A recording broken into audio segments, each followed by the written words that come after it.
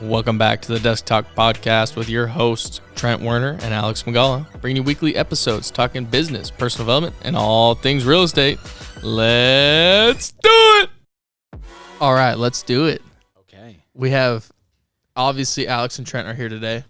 We also have my boy, co-worker, colleague, co-broker on a deal, Taylor T. Rhodes, who is absolutely sick on the phones. And You've today, heard him before. Yeah. Heard This the is a audio. second appearance. Heard the audio. Sure. But today, we're getting into some closes and how he handles the phones. First of all, for people that don't know you yet and haven't listened to the first one, go listen to the first one. But Taylor, tell us about yourself. Yeah, right on. Well, obviously, I'm a broker here with Uptown Properties, licensed in Oregon, licensed in Washington this coming week. So I'm very excited about that. But Did you already take your test? Yeah. Oh, no, I'm taking it this Thursday. Oh, okay. Appreciate it. Yeah. Anyway. Speculative. He's gonna pass. Washington broker. Oh, yeah. You got to speak it out, right? It's all about claiming it, like you said. Yeah. But yeah, I handle a bunch of leasing for Uptown as well. But it's just so good to be back on the podcast. You guys have been crushing it. I feel honored to be back. So thank you guys so much. Yeah, it's been a pleasure. Do you want to give people a backstory? Yeah. Just like 30 seconds Of what we're brief about? of you, because Okay. there's going to be some new listeners. Sure. So last time, I think we introduced you as just the big sales guy. Sure. You've progressed from there now. Yeah. So kind of give your little spiel, 30 seconds, real quick. Yeah, cool. Well, we're doing bigger things now, I guess. We're selling. It's more real estate, all real estate. But anything, you just want sales done, you got to know exactly what the process looks like. There's a bunch of great resources out there, but you got to take people through a very certain amount of steps. You got to qualify, disqualify people, and I just pride myself on my ability to understand more of that and understand more of that all the time. So The sales process. the process, trust it. Okay, before we dive super deep into Deals. your phone habits and that sort of thing, why do you think that you enjoy the phones? Because I know for me personally, I don't enjoy hammering phones. I know some people love it. Other people are like, okay, let's get it done type of thing. Probably like 90% hate it, And- 10% love it. And Taylor, like I've witnessed it in the office here where Taylor's just like thriving, just Smiling and enjoying himself. dialing. But not only that, but also the conversations he's having fun with them. My favorite is they don't answer and you hear him in Siri, call that number back. Yeah. And he does it all day. Yeah, it's just Every day. no face. It's crazy how many people will pick up the next call. Yeah. If- I used it I actually used that today and I got someone to answer the phone. It definitely separates you. A lot of people are like, oh, dude, I called the whole list and nothing happened. I'm like, well, did you double dial it? Like, what's that? You got to call them right back. Who calls you right back? Your mom calls you right back. Your dad calls your uncle. People under like very extreme situations will call you back. Your friend.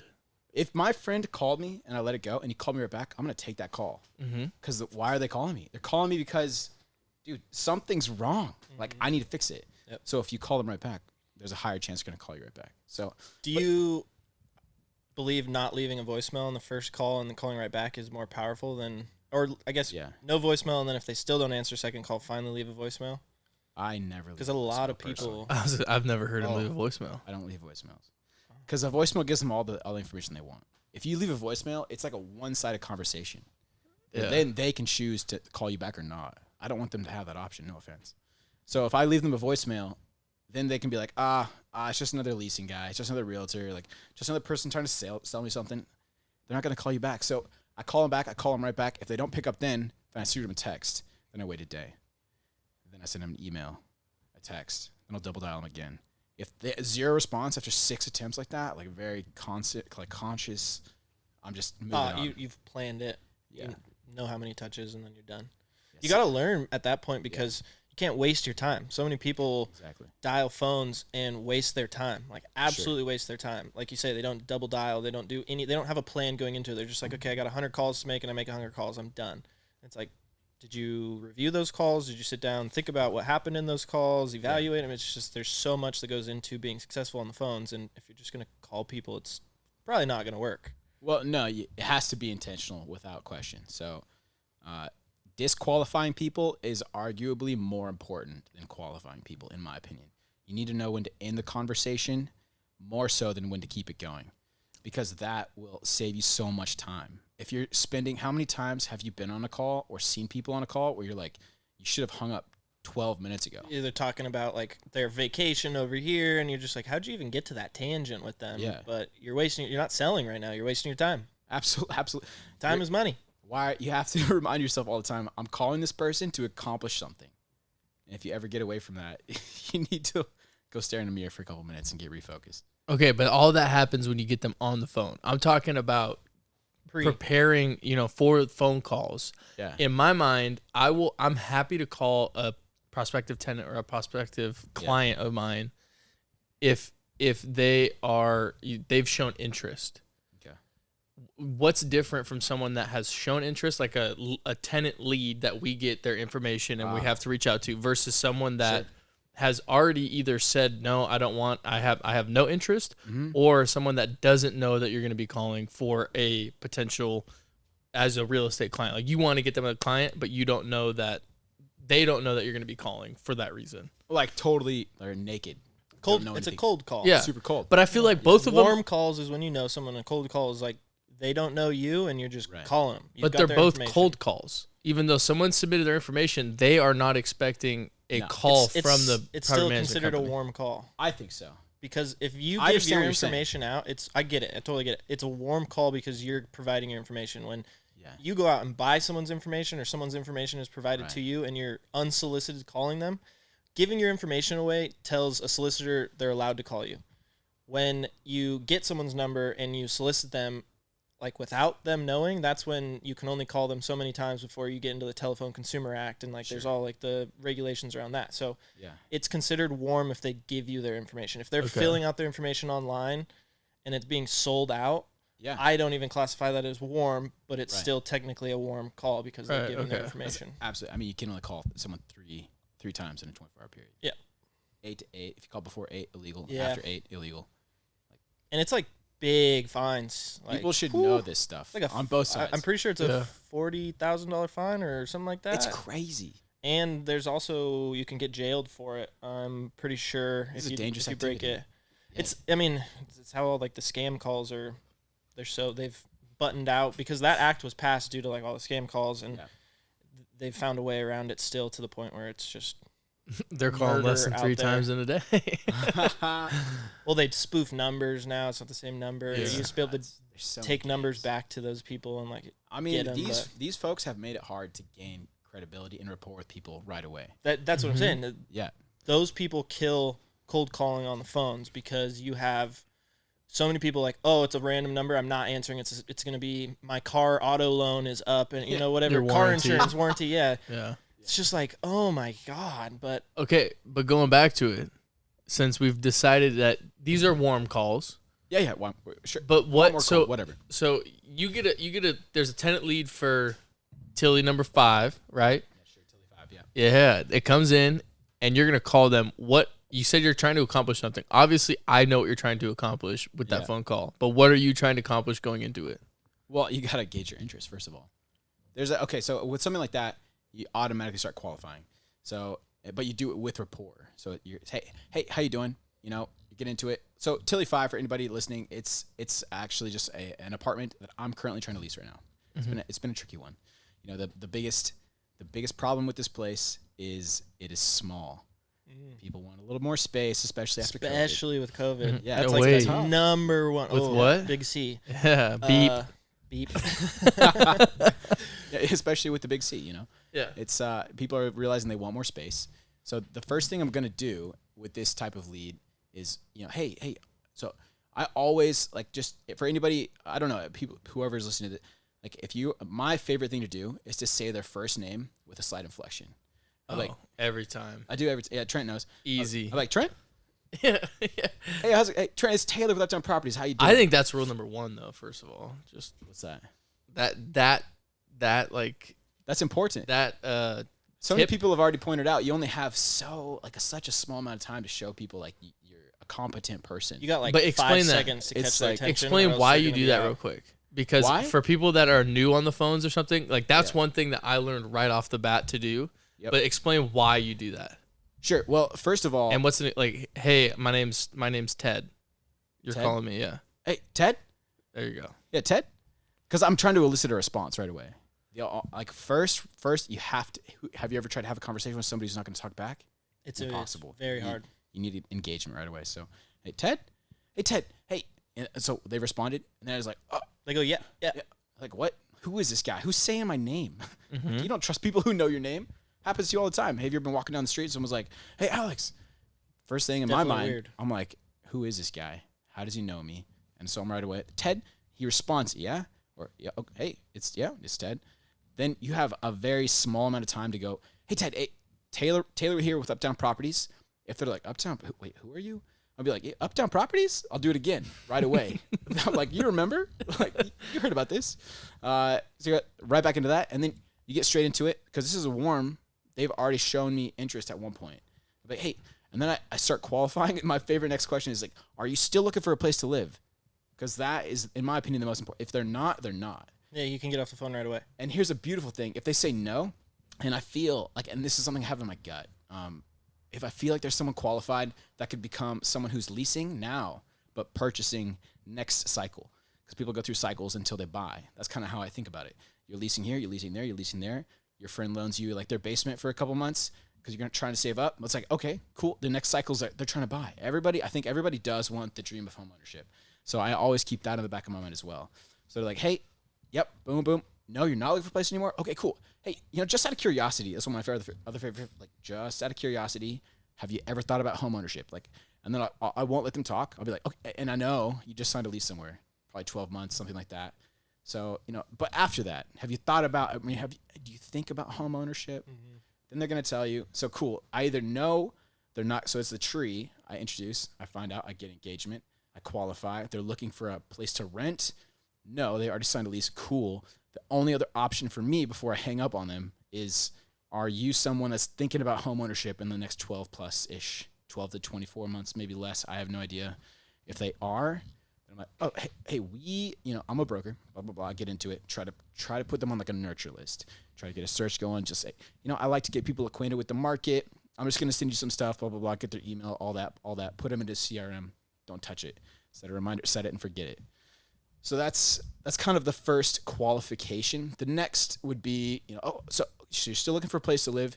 When would you hope to move in to your new place? And I say it that way on purpose. I'm not like, hey, because from my perspective, you have owners, and their biggest deal is like, we need to fill vacancy, kill vacancy. We want to get the most income being generated from the property as possible. So then you go straight into, well, when would you hope to move in? Maybe if they're not trying to move in until like freaking January or beyond. Like, there's some jokers out there. May. I'm looking for 2021. I'm like, why are you looking right now? They're crazy. My lease doesn't expire for 9 months, but I'm still looking. Okay, cool. No, that's awesome. That's great. You're way ahead of the ball. So then I praise them and get off the phone as soon as possible. If they're looking in a reasonable time frame, maybe it's 30 days. Then I'm like, hey, would you be open to, signing a lease for a sooner date, and then, moving in whenever you're ready? And then some people there are like, okay, cool. They're open to it. And that's something that I think a lot of people would miss. Because like, oh, they already told me when they want, but did you ask them if they'd be willing to it? Yeah, they are. They're willing. They're open to it. You're never going to know unless you ask. It's like the same thing asking for a close. Like the number one failure in sales is people don't ask for the order. They just think they're going to get it. And you're like, what the hell is going on? So it doesn't make any sense. But that 100%. What book is that from? There's way too many books. And all of them probably mention that. Like, I remember one book where he's like, yeah, why didn't you give me the deal? You didn't ask for it. That's literally the number one failure in sales is just people don't ask. They think that they're just awarded it by doing a presentation, and it's like a presentation that probably doesn't even show enough value. Right. It's like if you show a shitload of value to where it's just blatant, like it's a no-brainer, you're going to probably get the deal. But if you don't ask and you have no value, it's just like, you just wasted an hour of your time presenting that. Dude, that reminds me of Gary Vee's book, Jab, Jab, Jab, Right Hook.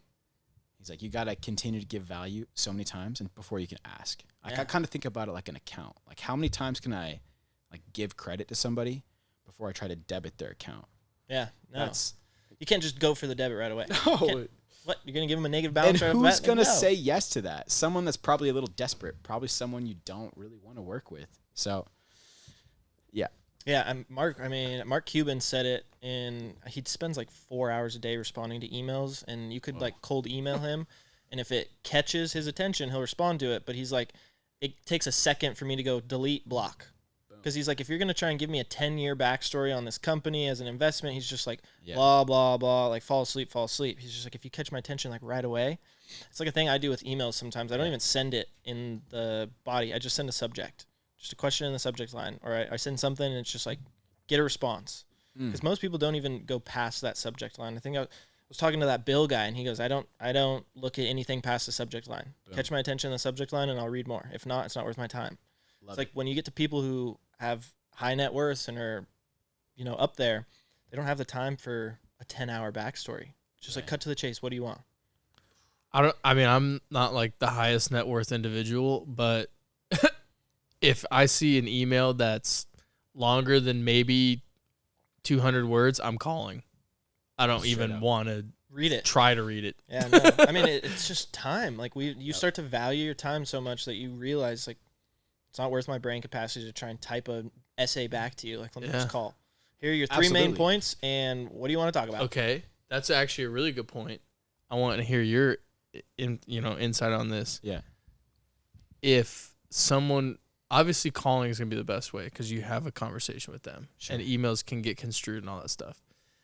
If someone sends you an email, or I've heard you do this where you say, hey, send me an email about whatever the conversation was, and then look at our website, whatever it is.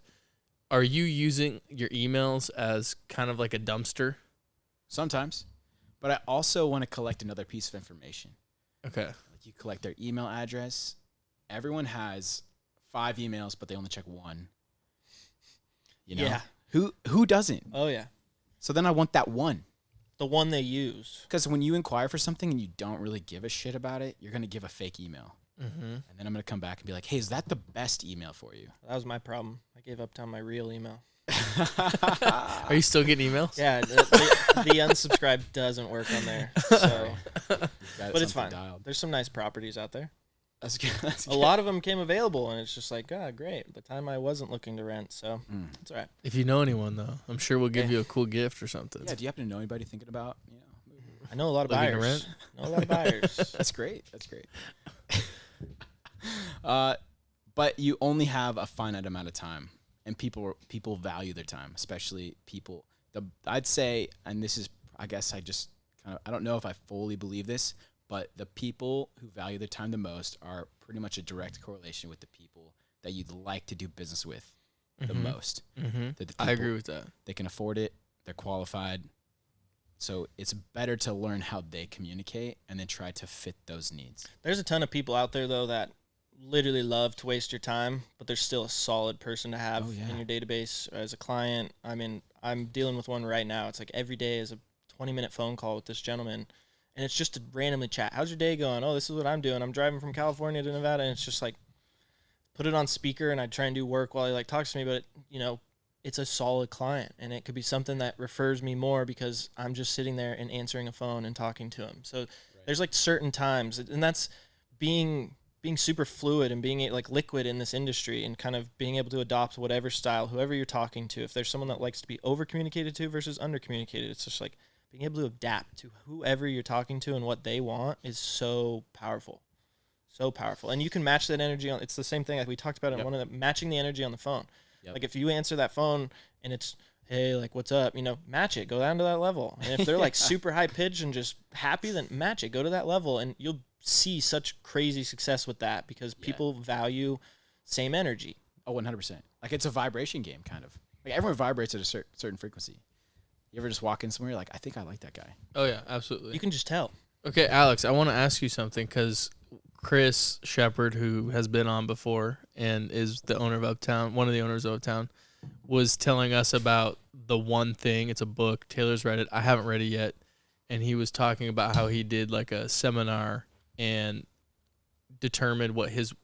figured out what his wealth determiners were, or who his wealth determiners are.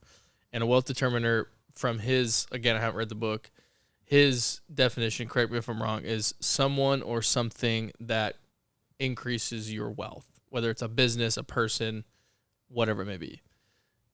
And the exercise was to identify your wealth determiners and figure out which ones you're going to laser focus in on and, you know, pay the most attention to. So obviously, because they're the best wealth growers that you have. Mm-hmm. Yeah. So for that client that is calling you all the time just to chat, would you classify them as someone that would be a wealth determiner for you? And do you think that if maybe it's one phone call a week, so it's not that much time.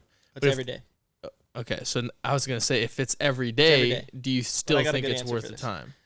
So the only reason it's worth my time is because I'm getting licensed in California and Arizona. So I'll be done pre-2021, and then as soon as 2021 hits, I'm going to be licensed for reverse mortgages.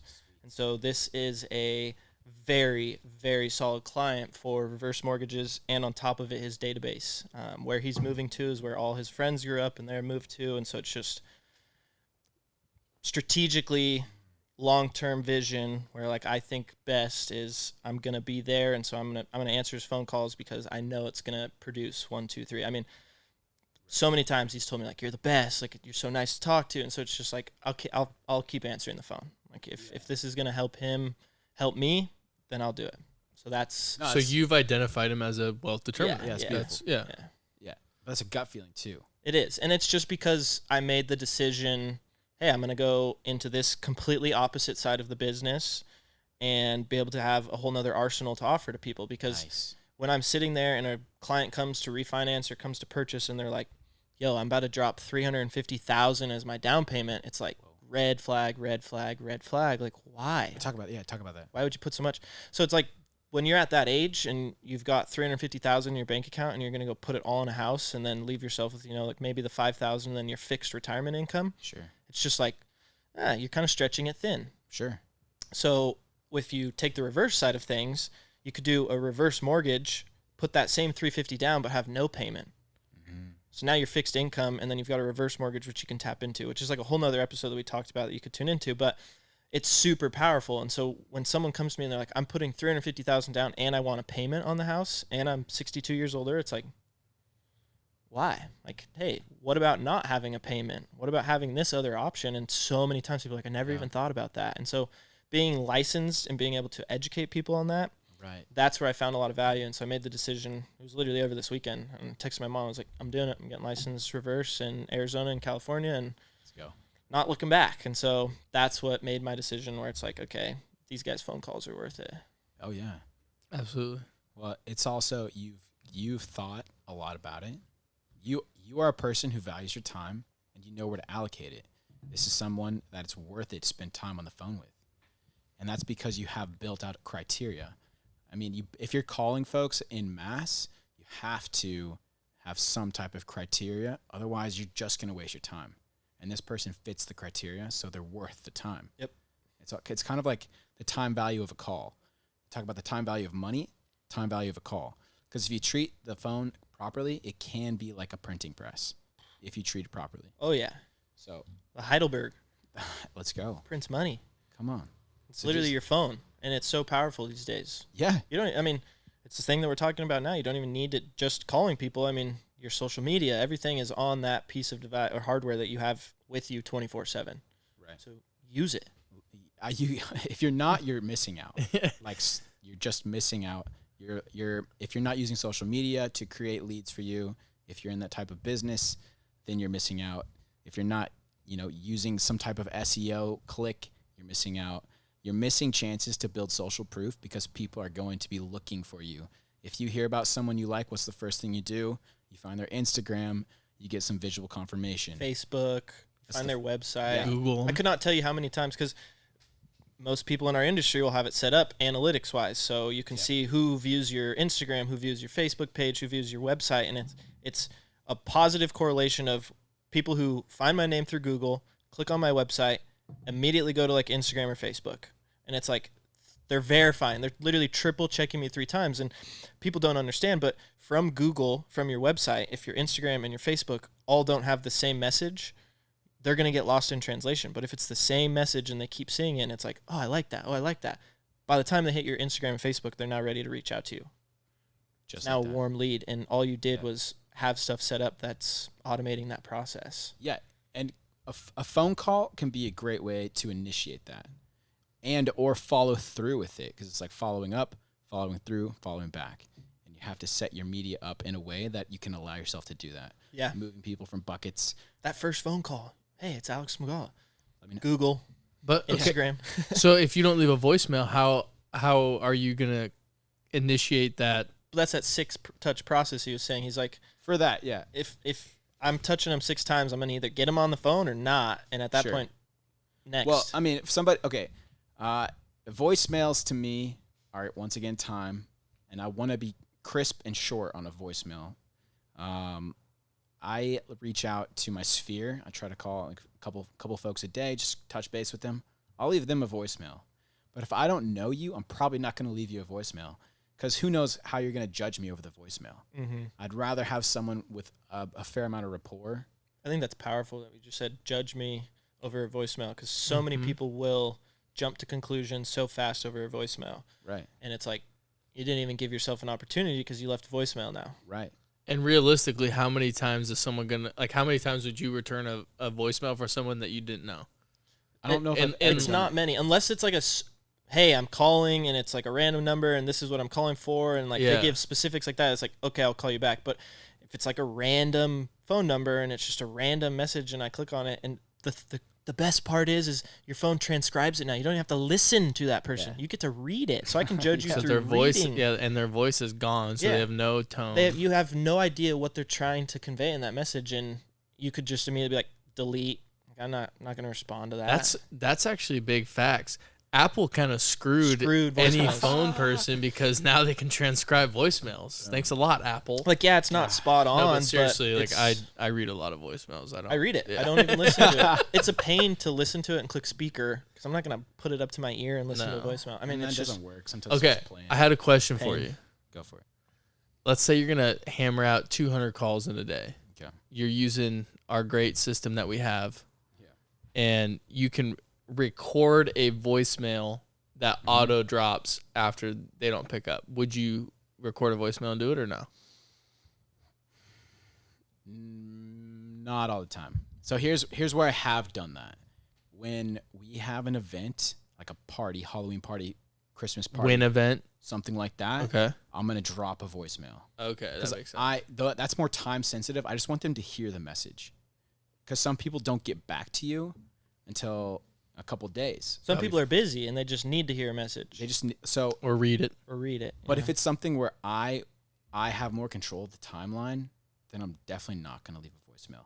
But if it's something that has a very fixed date and I'm calling about that date, then I'll leave a voicemail and have a call to action where it's like, hey, come out. We'd love to have you here. Something like that. Okay, that makes a lot of sense. Speaking of that Win event this Thursday, you said That's right. Shout it out. Put the link in our description. Boom. Check the link. Yeah. The podcast description. This will not be up before. It won't be live, but I'll put it in the description. I just thought about that. Yep. Yeah. Totally. It was a great Win event. You should go check it out. Yeah. They're once a month. Third Thursday of every month. Hit us up and I'll make sure you get the info. Yeah. Drop in the market update. For y'all. Taylor's doing the market or right. Taylor did the market update for the Win event. I just did it. Taylor It's great. It's great. Did. October update coming to you. Okay, I don't know if this is too out of left field. Okay, you want to run through some simulated phone calls real quick? Let's go. Nothing gets me more fired up. I want one. I want a crack at the master, and I want Alex to take a crack at you. That's beautiful. I love see how you handle it, and then I want to talk about some of the objection handlers that you commonly hear. And how you handle those. But for the first one, I'll let you go first. Role playing? Yeah, we're just going to role play 2 phone calls. I want to see how he handles it on the hot seat. No, that's great. Situation is Alex submitted an inquiry for a property. Okay. His feedback initially, because we get, if someone submits feedback, we get to see their feedback. His feedback initially was the unit is awesome. Great updates. Okay. Didn't really like the parking. and it's a little small. Great location, great updates. That's your criteria. Your situation is you have about a month before your current lease expires, and you need to sign a lease in the next 2 weeks to give yourself time. You're in the financial position that you can sign another lease, and it's not going to kill you, and you can handle it. Okay. And I mean, it's gonna be easy now that he knows literally where I'm at. Like the role play. Best way to role play is just play it. Ring, just, ring. just go. I pick up. Yeah, All let's right. just go. Do you want me to do the ring? Do we have like a ring sound effect? No. Add it. Yeah. Add it in there. Ring ring. Okay. Hey, Alex. Hey. Yeah. Hey, Alex. Hey, this is Taylor with Uptown Properties. Hey, just how you doing today, man? Doing good. That's doing awesome. Hey, I'm just reaching out to you. You know, I saw you inquired about a property over on Sesame Street, and it seems like you went and saw it the other day. Yep. I drove by it after work one day and just didn't get to like see it too much. You know, it was a little dark, but just got to drive by it and it looks cool. Yeah, right on. Hey, well, you know, I was just wondering, when would you hope to move into your new spot? You know, my lease does expire in like a month. Okay. So pretty soon, honestly. I'm thinking about it. There's a couple other people on the table, a couple other companies I'm looking at as well. Yeah, of course. So just kind of figuring it out, you know, doing my research up front. Cool. Hey, good on you, man. I mean, I know it's a little tough out there. Obviously, we got the big C going on. It's just rough. Tough. I mean, I feel for you. So, just out of curiosity, would you have any time to go see the property, you know, at the inside of it, maybe tonight or sometime soon? You know, I think I'm free at the end of this week. So if you've got time, maybe Thursday or Friday. Yeah, cool. I mean, are you okay with the self-guided showing? Yeah, that works. Cool. I mean, is this a good number for you too? Yep, it is my cell phone. What I'll do for you, Alex, I'm going to set it up right now. Give you just Thursday work for you? Sure, we can make it work. Thursday, okay, cool. I mean, Friday works better. That's fine. You know, we'll do Thursday. I want to see it sooner. Thursday, cool. I love it. So I'm going to send you a code right now, Alex. It's from a phone number attached to my laptop. I'm just going to send you a code. It's just going to give you access through the self-guided box there, 8 a.m. to 8 p.m. Okay. 8 p.m. is not a game changer though. If you feel that you're running late, just give me a call and I'll make sure you get in after 8. It's not a big deal. So yeah, go check it out. Perfect. But actually, right now, there's no one in line for this property. And based on these types of properties in this area, it's a pretty good location, as I'm sure you already know. It's probably why you looked at it. I mean, there's no one in queue. Well, how we work is on a first-come, first-served basis. So I can send you a link to apply right now. But if you want to see it before then, that's totally fine.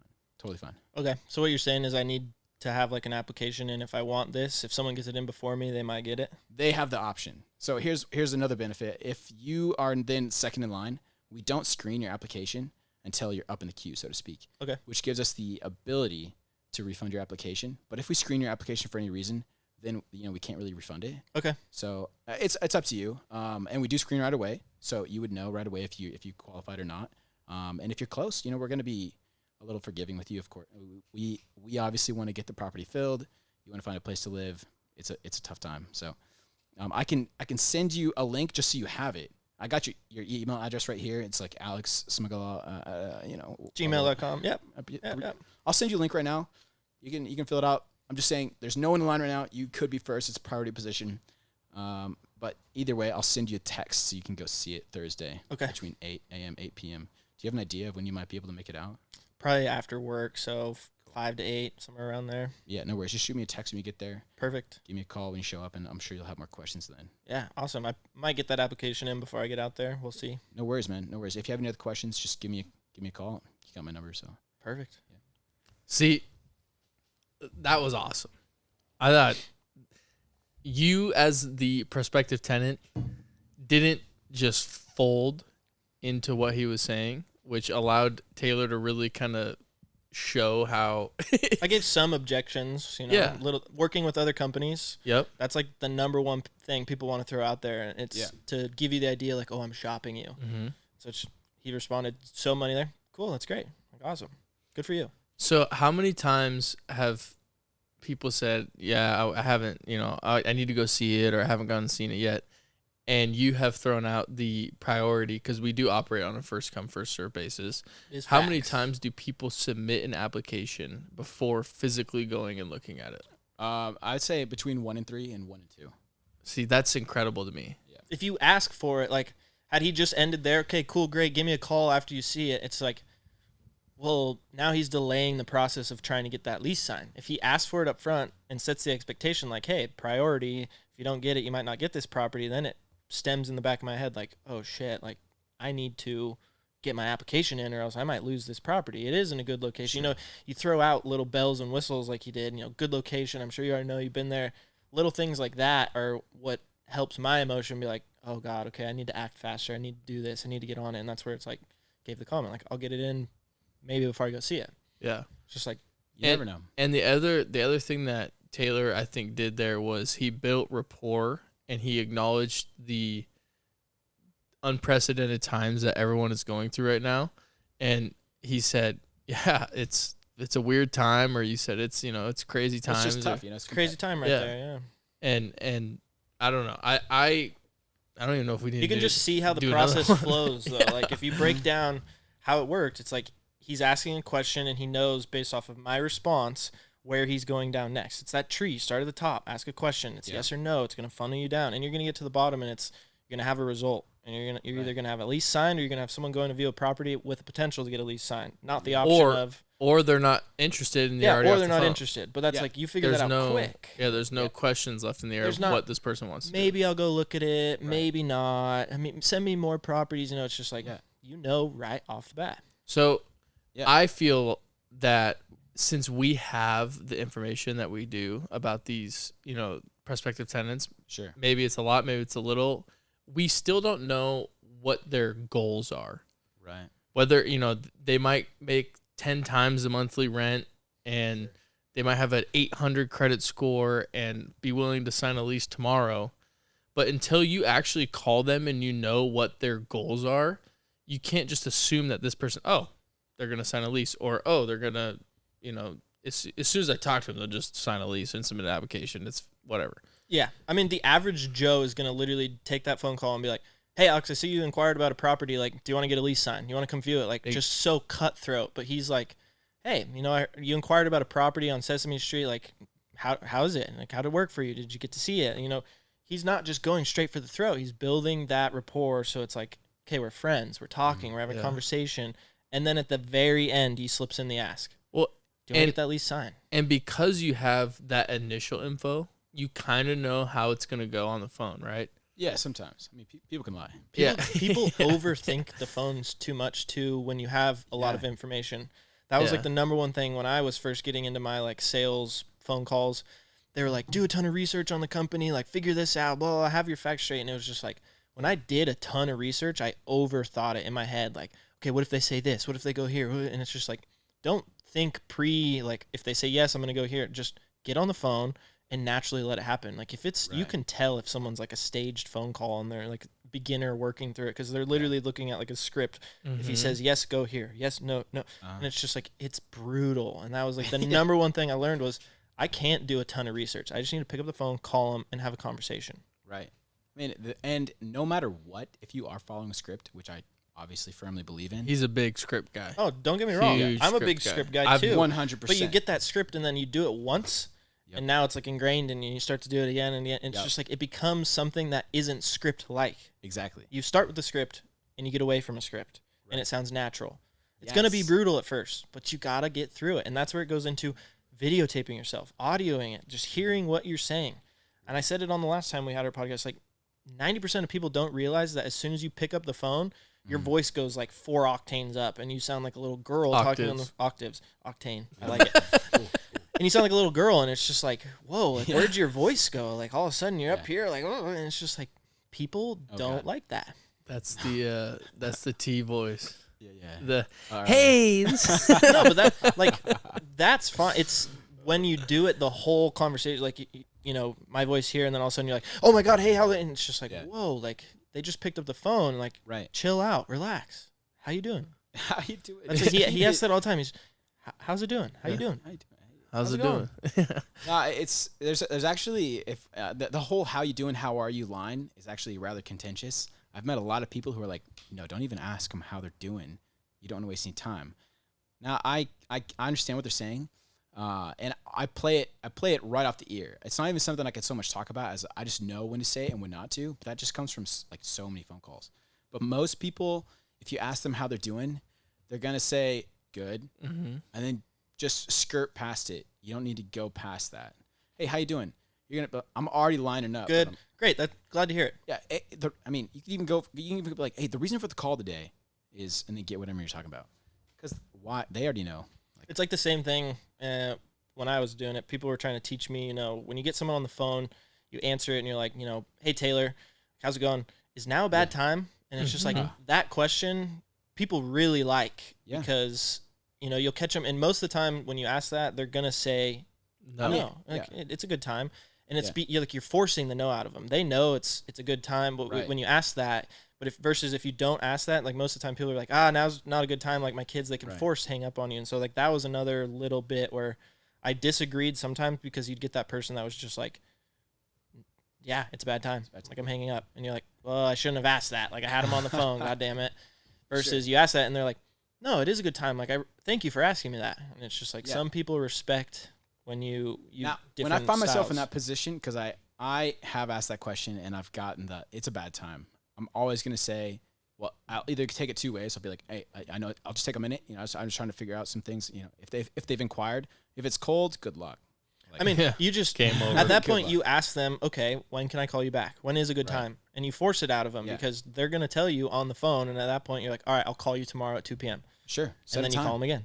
And then I'm like, hey, let me follow up an email. What's a good email for you? Yeah. Get the email. Get more information. Always. If you're about to lose the call, get more information. Always. Okay, what are your thoughts on? So Alex was talking about you getting the no's out of them. Yeah. Do you think it's better to ask a bunch of questions that are gonna get no at first? Because I've heard it both ways, where you want someone to say yes, so they get in the habit of saying yes. But then I've also seen it where people want them to get in the habit of saying no. Say no until the last yes. So yeah, but that was what I was taught at Pacific Office, and it works. But there's also the idea of yes the whole way. Right. What kind of do you go more no's up front or more yeses up front? I'm a yes guy. Okay. Personally. But Why? Why? Yes feels better. It does. It always feels better. And I understand the whole, when they say no, they feel like they're maybe in a more... They're in control. Sure. And I don't want to take anything away from that. I want them to always feel comfortable to say no, but I'm going to go for yes. Like, there's the whole idea of go for no, and I'm on board with it. Like, did you sell them? Like, it gets, you have to use integrity, of course, always. But did you sell them the thing that they, in your mind, maybe should have bought? Because if you're selling a product, you better know the product, damn well. Mm-hmm. Do you know that they could afford something better and or would fit their needs better, and you didn't go for that you didn't make them say no to that? That's a problem as well. But I'd rather have them say yes, because who doesn't want a quick piece of business? Yeah, I've been on phone calls where it's been a minute and a half, and everything was golden. So that's beautiful too. Why? It's just really hard. Each person is being fluid, being able to adapt to whoever you have on the phone or whoever you're talking to in person, being able to match their style of communication to whatever you feel is best. Most of the time, people are going to like their style of communication reciprocated back to them. Right. And so if you get someone on the phone in that case, it's just match that. Always. Match it. Yeah. And it's not hard. You just have to be able to kind of know both sides. Right. Yeah, if someone you can tell, if they say yes and it's going to get them off the phone faster, then try and get them to say no. Yeah. Switch it, quick. Be all right, I'm getting a no now. I can tell that yes was too easy. It was too quick. It came out way too easy. Now I got to get a no. It's qualifying, in my eyes, is getting no's. Qualifying people down. It's asking questions. No, that's not happening right now. You're finding pain points by getting no's.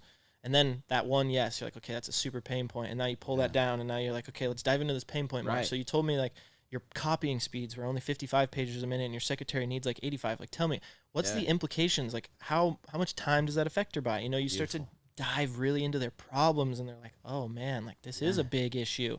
And then you finally are like, so is there any reason you wouldn't sign a lease today? Yeah. No. Yeah. You just took them no.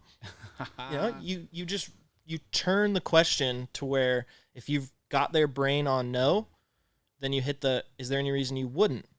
Sure. No. Flip it. Yeah, flip it. Get the no so that they've been known to no. But if you're yes, then get them a question that's going to reciprocate a yes. Right.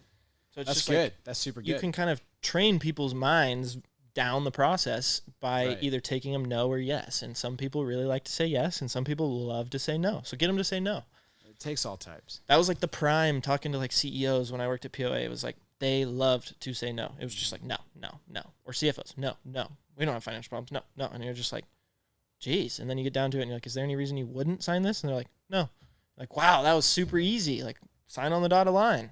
Yeah. It's just like that's because crazy. you know the prospect. Yeah. Once you talk to enough people and enough demographics, you're going to understand the nuances of how they each want to talk. And like that's why it was hard for me to pick yes or no. Because you shouldn't choose. Like, you should use both. Yeah. But it's going to depend on, obviously, how that person interprets the yes or no. Yep. All right. I think this is a good segment. Let's talk about deals.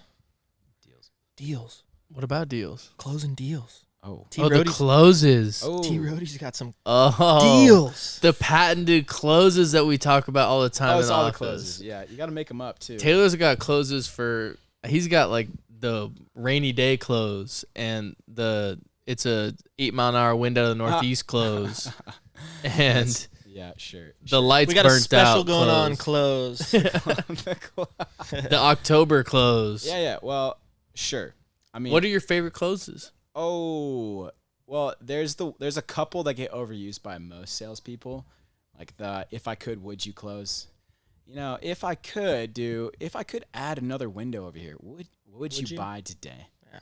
I mean, if you could, would you? But that's like something you got to be careful with. If you do that enough times, people are going to be resistant to it. There's a couple. I mean, I also like to call out on BS. If I think someone's just BSing me, I'm like, look, are you looking for a reason to do this or not? Like, put them on the fence a little bit.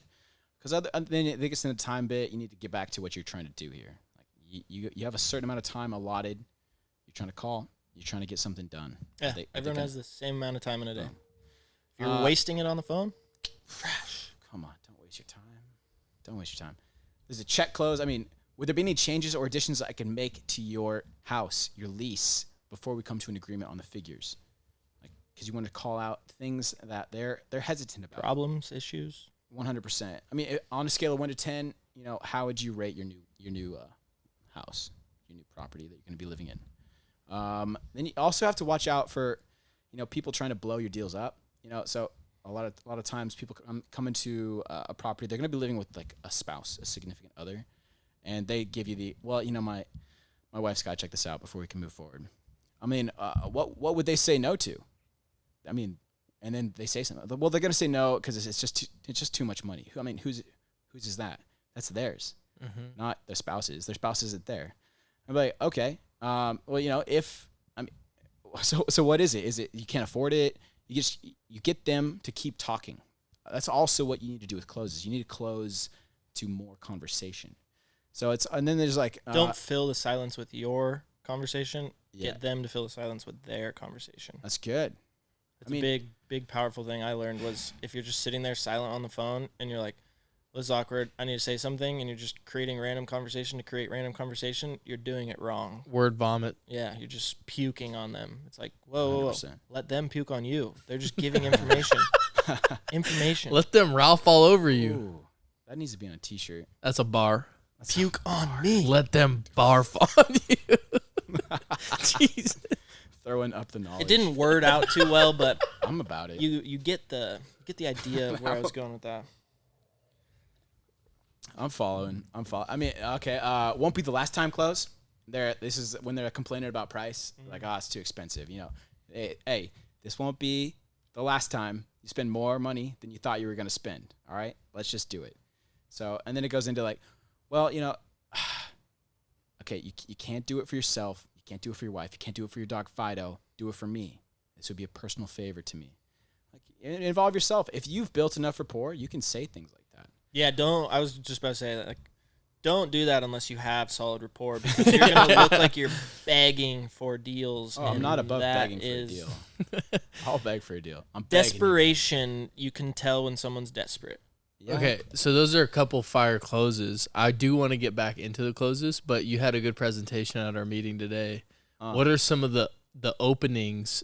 Obviously, we've heard the "is now a good time" or the tone inflection. What's something like, hey, I want to unbutton a couple buttons, let the chest play a little bit. open with a phone call. Like, you got to have some gusto behind this one. So, okay, well, I was feeling good. I was in the middle of a call session just about an hour and a half ago, actually, and I was following up with a gal who had submitted an inquiry to property, and we do some automation. So she'd already seen the property, and she didn't like it. She left it. She gave it like a 2 out of 5. So we get feedback as well. So I was like, okay, 2 out of 5. That's still a level of interest, right? Let's see what's going on. So I called her, and I was like, hey, Nicole, hey, this is Taylor with Uptown Properties. And she's like, oh, hey. She was very receptive right away. So I'm like, okay, this is good. Good rapport automatically. Fantastic. Hey, Nicole, I'm actually calling. Are you still looking for a place to live? She said, yeah. Fantastic. And I'm like, oh, beautiful. I mean, I have good news and bad news. The good news is I have places for you to live. The bad news is you saw one of my places and you just didn't like it that much. And it wound up into this beautiful conversation that we had. And now she's going to go check out a different property of ours tomorrow. So I always, if I have an objection that I cannot overcome, like it's red light or it's a condition that I have no control over, I'm going to see if I can close it with a different piece of inventory. Yeah, there's always more. Like, you have their information. It doesn't, like, if they're looking for a place to live, it doesn't have to be the one that they inquired about. Like, you can get them into something else. But if they're straight hard no off that, like, like, okay, I don't need to waste my time anymore. But if it's a yes and it's like, I hated the property I looked at, well, hey, good thing. We're a property management company. We got hundreds of others. Yeah. And just because someone doesn't seem to give you a great score doesn't mean they won't live in it. That's 100% true. I mean, people give scores based off of a lot of things. Sure. It could be how they're feeling that day. They might have had a shit day. Might have had a horrible day, and they went into that house and were just like 2 out of 5. Yeah. It's like, but they didn't look at the living area. Maybe it had a backyard, and they have a pet, and it's just like it all adds up when you bigger picture look at it. And so it's just like call them. Yeah, why would you waste that? No, they have a pain.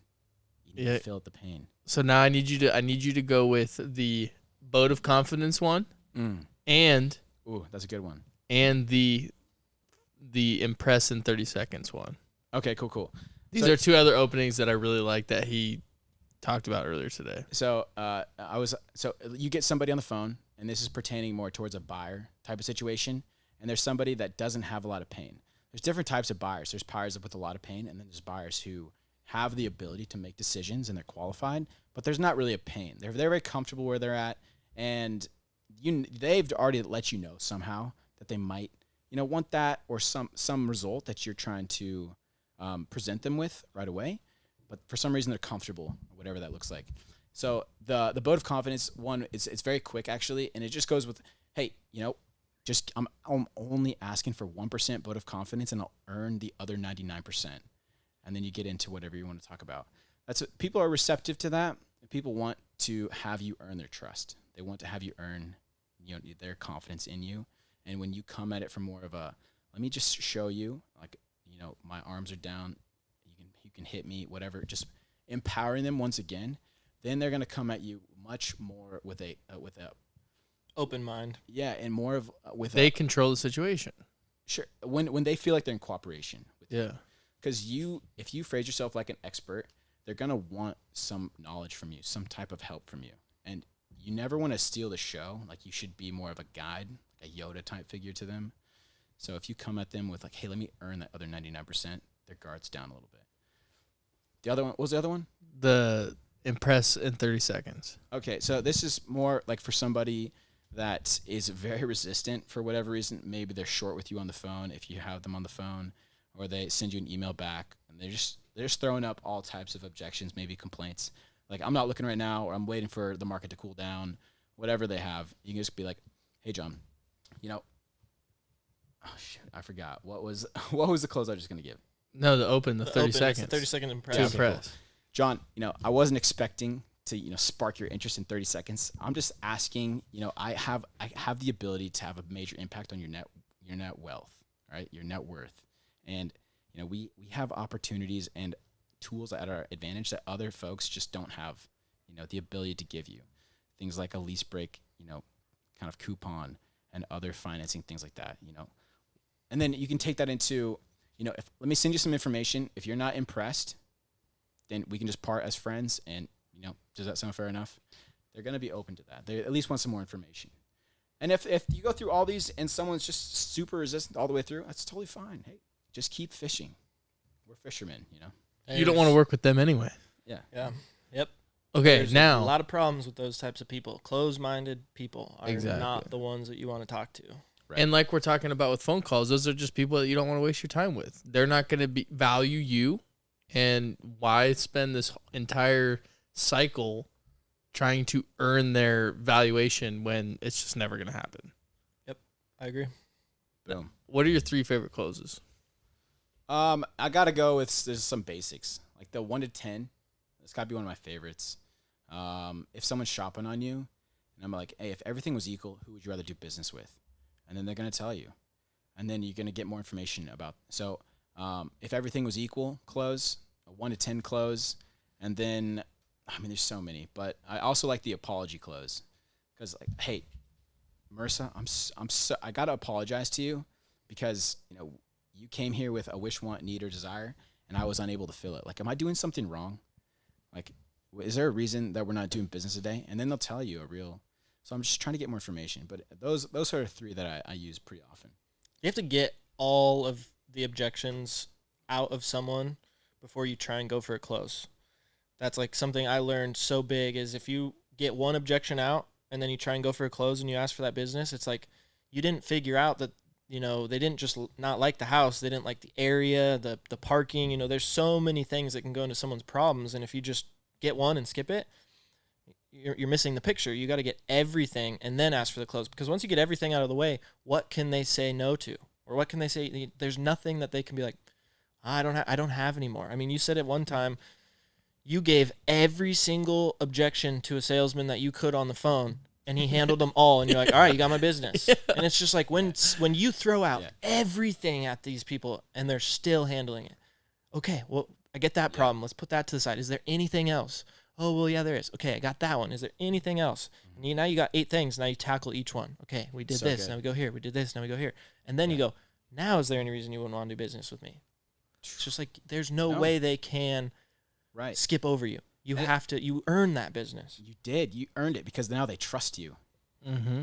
Dude, business is built at the speed of trust. Yeah. You have to get good at creating It's a trust process. quick. And if you don't look at this as... We had Chris Stewart on, who was like the CEO of Berkshire Hathaway Home Services, and he said it best. He's like, I don't look at this... He comes from a science and math background, like tutored... Oh, was tech.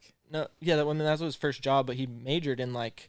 Yeah, oh, yeah. He tutored people in some organic chemistry or something like that. Yeah, it was crazy. So he's like super math and science based, and so he was like, I've looked at real estate and everything as a scientific like process, and sales is a process, and there's a scientific, a hypothesis, and you test it. And so he's just like, that's what's helped make me most successful. And it's like people who get into sales and think it's just calling people and you get deals and this and that. It's like, no, there's a lot that goes into getting a sale. Like you're going to fail and fail and fail if you think it's easy, because there's a lot that goes into it. One thing I wanted to talk about, going back to that story that you reminded me of, and I don't know if I've shared it with you, but I got called. I was playing golf. It was a great day. I was having fun. I was out there just on the course enjoying myself. I get a call from this guy wanting to market for my real estate business. I literally sat there with him and my AirPods and me just playing. I played like 3 holes with him, like on the phone. Nice. And the guy handled literally everything I threw at him. And I had no intentions of marketing through this company. I already had a marketing company. And he handled everything with stuff that was so reasonable, like Alex said. I was like, dude, I'm not even looking for a marketing company right now, but I appreciate everything that you've done on the phone. Like from a sales guy to sales guy. I can't say no. I commend you for doing this phone call. I still, played my holes. You didn't slow me down at all, whatever. And I just signed up for it. And amazing. And now that I look back at it, now that we're talking about objection handling and closing and opening, like the guy built rapport with me. Mm-hmm. He tried to talk to me about golf, even though he knew nothing about it. And I could tell he was not a golfer. But the fact that he like built rapport and he touched the pain points and had solutions for it, it's like, how do you not? That is sales. Yeah, like that sales. Yeah. When you have someone, quote unquote, so tight in your grasp that like they can't say no. Like you've got them by the throat at that point. Well, that's sales. If you've got like they're loose and they can still kind of move around and like give you kind of the BS, the runaround, you didn't perfect the sales process, because the sales process should end with, well, like, how can I say no? Right. How can I give me a way to say no to you? And that's what he did a really good job at, was uncovering that pain point. You know, he made me aware of the need that I had, something you didn't think that I was didn't even know out of. there. Yeah, exactly. Yeah, that's the way. That's literally sales 101. Finding a pain point. Yeah. Asking them, like, keep asking questions about that pain point. How does it affect your life? Like, 10 minutes a day you're dealing with this pain. Like, how every year, how much time is that? You know, you start to really get people, and then you wrap it into like a number figure. Well, how much do you get paid like an hour? Let's break all the minutes, you know, and people start to realize, like, holy crap, like I am wasting my time. Yeah. You don't know how sick you are until you actually go to the doctor. What if the doctor called you? Just start asking you questions. I guess I'm sick now. That'd be a hell of a phone warrior doctor. That probably is illegal, but soliciting. That's a HIPAA violation for sure. Well, I mean, if you're calling based off of like client information, like, but you could just be calling people and be like, hey, we're a new clinic in the area. You know, this is what we offer, yada, yada, yada. If you have any of these symptoms, feel free to come in. We accept this, and this insurance. So funny you bring that up. I was with one of my buddies. We were having a beer, and I said, yeah, I love the phones, blah, blah, blah. He's going off. He's like, dude, I was listening to something on YouTube the other day, and I didn't realize how powerful just calling people is. He's like, that's how businesses actually like get built. And I was like, what do you think?